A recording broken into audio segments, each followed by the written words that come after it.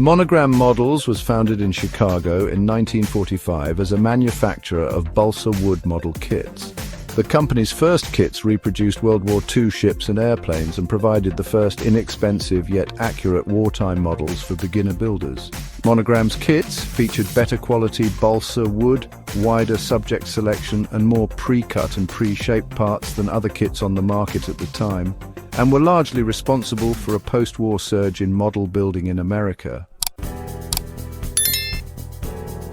Meanwhile, across the country in California, a small toy manufacturer named Revell Inc. took advantage of the post-war boom in cheap plastic to introduce scale models made entirely of the newly available synthetic compounds. Good quality, inexpensive plastic revolutionized the toy industry in the early 1950s by providing a versatile, light construction material at a fraction of the cost of wood or metal. Plastic's ability to be molded quickly and cheaply in a huge variety of shapes was particularly attractive to the growing modeling industry, which relied on exploiting emerging fads in a timely fashion. In addition, plastic models were easier to build and could include more detail than their wooden counterparts. Plastic kits quickly became so popular with consumers that by the mid-1950s, all other materials had been virtually eclipsed in the modeling industry. Monogram Models, whose balsa wood models of World War II airplanes had popularized model building in America, quickly jumped on the plastic model bandwagon by introducing a bright red plastic model race car called the Midget Racer. Revell and Monogram soon became fierce competitors in the plastic model industry, each company racing to introduce more intricate and innovative model designs.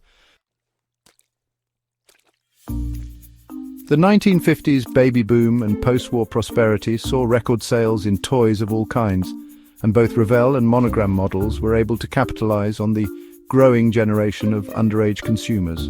The American love affair with the automobile that reached a peak during the 1950s also contributed to the growth of the modeling industry, as Revell and Monogram sought both to capitalize on current trend and to develop fantasy collectible model cars.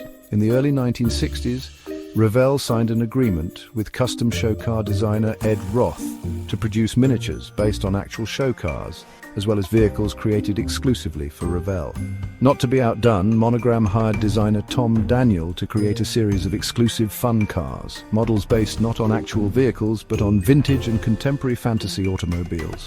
Among Monogram's original creations in the early 1960s was the Lil Coffin Show rod model kit complete with a skeleton, which was to become one of the company's best-selling kits ever, and which was re-released in 1995 to mark Monogram's 50th anniversary. Although the history and growth of these two leading model companies closely paralleled each other through the 1950s and early 1960s, their paths would diverge in the mid-1960s. While Revell was going public and diversifying its product line, Monogram maintained a more conservative and focused approach to growing their core business. After revolutionizing the military model industry in the early 1960s, Monogram chose to develop its adult modeling business as well as building on its line of youth-targeted miniatures. An important innovation in the children's modeling industry came in 1968, when Monogram introduced the first snap-together models that required no messy and potentially toxic glue for assembly. Parental concerns over glue fumes had become a public relations problem for the modeling industry, and the glueless model went a long way towards reviving parents' trust in model building as a safe and educational experience. This new snap-type brand would become one of Monogram's top-selling categories for the next 30 years. The late 1960s were banner years for the toy industry as the baby boom generation reached prime toy buying age and American incomes were on the rise. Among the many toy companies that peaked during this period was toy giant Mattel, whose Barbie and Hot Wheels brands were bringing in record sales and profits. The booming company began a program of acquisitions in an attempt to grow its share of the toy market. Monogram, which would provide an entry into the model category for Mattel, became the target of interest by the huge toy firm in the summer of 1968. And by Christmas of that year, Monogram was acquired in full by Mattel. Under Mattel, Monogram continued to produce traditional military and automotive models, but also began to expand into licensed properties such as Superman and Snoopy. By the 1980s, the model kit industry had changed. Video games and other hobbies emerged. Model kit sales declined. Companies faced challenges. In 1986, a major shift occurred. Monogram and Revell merged. The combined company became Monogram Revell. The merger aimed to streamline operations. It also reduced costs. However, it had a significant impact on branding. The Monogram name started to fade. Following the merger, ownership of Monogram Revell changed hands several times. In 1989, Odyssey Partners acquired the company. Then in 1994, Hallmark Cards became the owner. Finally, in 2007, Hobbyco Inc. purchased Monogram Revell. Throughout these transitions, the Revell brand gained prominence. Monogram took a backseat. And in 2018, the company filed for bankruptcy, but model enthusiasts weren't ready to say goodbye.